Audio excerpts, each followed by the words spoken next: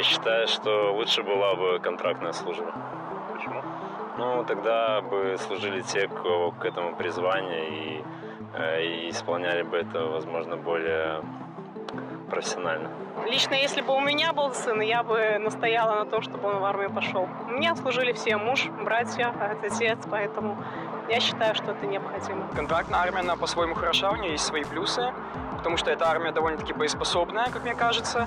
Вот, но на нее нужны большие затраты, которых у нашего государства, к сожалению, нету.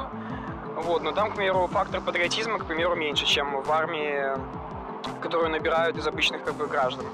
Потому что граждане не готовы свою родину защищать, а контрактники, они воюют за деньги, по сути. Поэтому тут тоже палка о двух концах.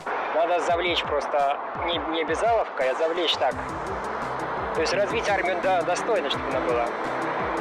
А не так, что там ребята пришли, помаршировали и больше ничего не научились.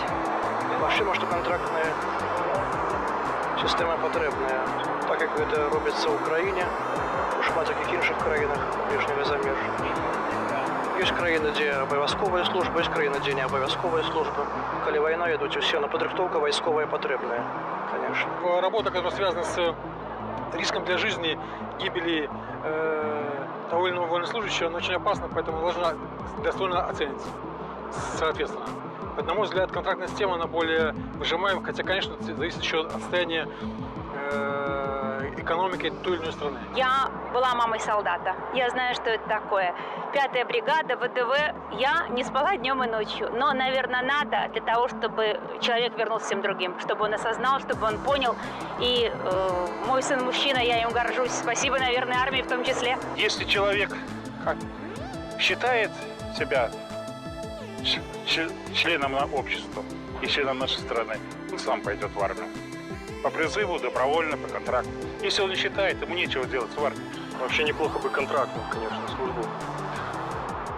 Но если не получается, ну что делать, да?